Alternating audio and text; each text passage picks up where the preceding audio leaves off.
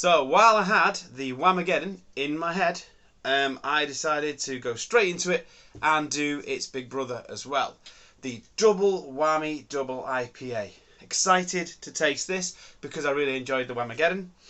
And this is just going to be, well, it's a similar beer. It's the same hops, Citra, Simcoe, and Mosaic, and it's now 8.7% double IPA instead of just the double dry hopped IPA at 7%, which the Whamageddon was, which I really enjoyed. Thought was great. So let's have a think. So what does it say? It doesn't say huge amount. Oh, there you go. Last Christmas we gave you Whamageddon, one of the most popular Vocation beers of 2022. I didn't know it was that last year. And our highest rated IPA of the year. But Whamageddon is for life and not just for Christmas. So I wanted to bring it back and make it big. So they're making the Whamageddon bigger with this sticky, fruity and chewy beer. It sounds absolutely amazing. What did it say?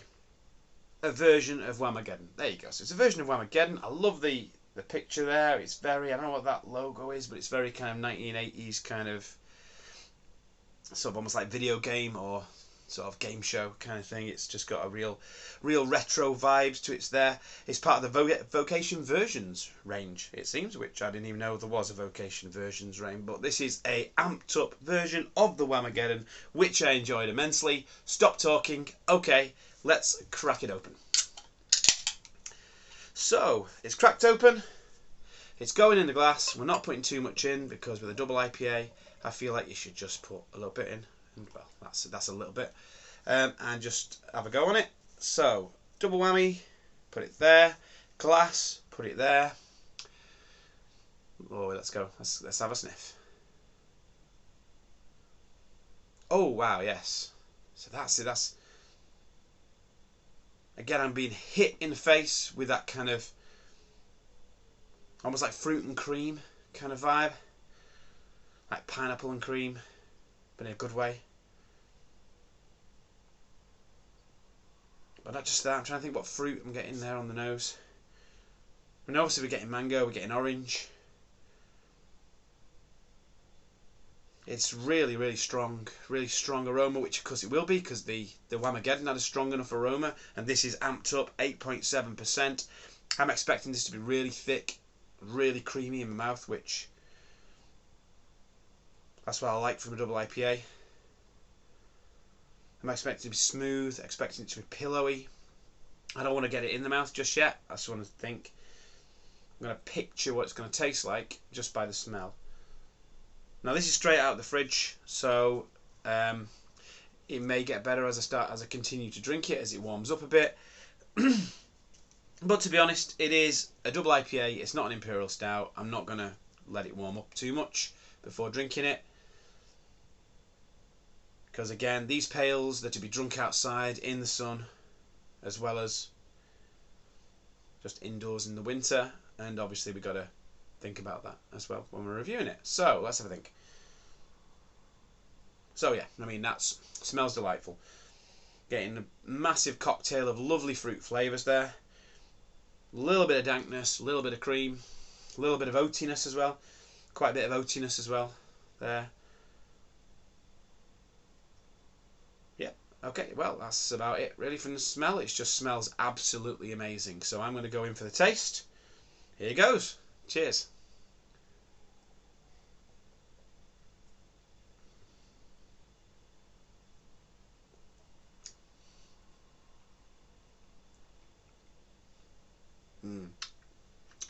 So yeah, that's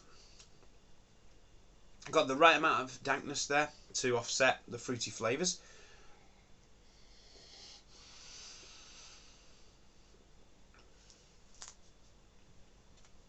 It's a really smooth mouthfeel.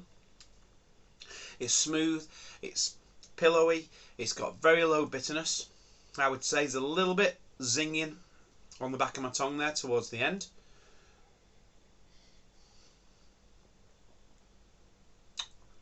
Now I know the Whamageddon, I said, had quite a short finish. Which I can't remember now what I said, whether I was a bit brutal to the Whamageddon. I can't remember now. I know I enjoyed it. I know I said it had a short finish, I can't remember whether I don't think that was the only bad point about it.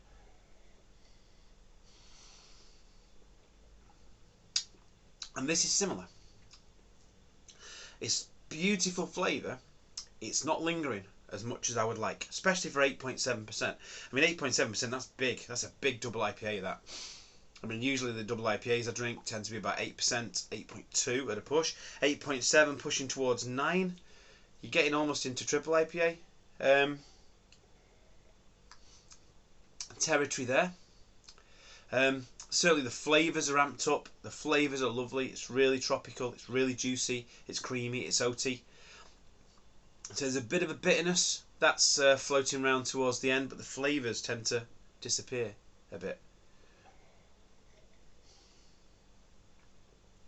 Which is a bit of a shame, because with these beers, with them being so strong, you know, it's not a downer, obviously. I mean, by a downer, I mean it's not one that you're going to down, rather than a downer as in, you know, makes you sad. It's not one that you're going to down. It's a sipper.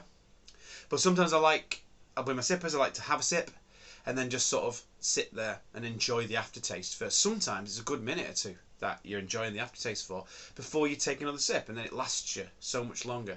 This one, I'm ready for another sip. The aftertaste is already gone. You know, is that a disadvantage to a short finish? I don't know, really.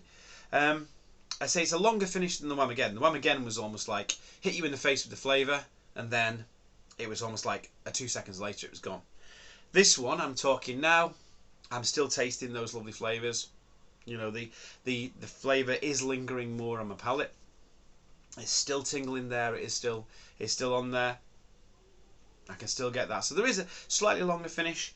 It does go away quite quickly, but then there's a little bit that lingers there towards the end.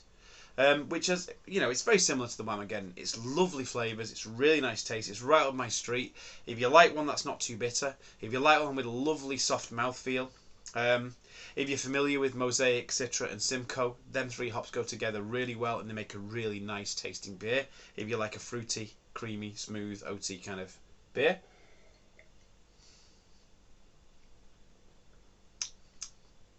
But yeah, it's a really pleasant taste. But as I say, relatively short finish compared to some double IPAs. But no, again, it tastes fresh. It's tasty. I mean, I wonder what's the date on this one. So it's another 11th. They must have all been brewed a similar time. This 11th 2024, which means probably November last year when it was brewed. So to be honest, it's fresh. It's tasty. It certainly tastes fresh. It tastes hoppy. There's a lot of flavours there. It is hitting you in the face with the flavour. Yeah, we're still getting some of the flavours there. So it's a medium finish, I'd say. It's not a long finish. It's certainly not as short as the Whamageddon. It was a little bit more expensive than the Whamageddon, but it was a steal for it. I think it's about £4.50, something like that. So it's an extra 50p to £1 more than the Whamageddon. I would say, I'd say try both because they're both a similar beer. But really, I would choose this over the Whamageddon. It's worth the extra for the extra flavour and the longer finish. It is a really nice beer. I'm really enjoying it. So yeah, it's a good one. I'd certainly recommend it. I think it's only available from the website. They might have it in bottle shops around. So yeah, I'd certainly have a go at it if I were you. I'm certainly enjoying it. In fact, yeah, I'm going to continue to enjoy it. So that's about it. Until next time, have a good one.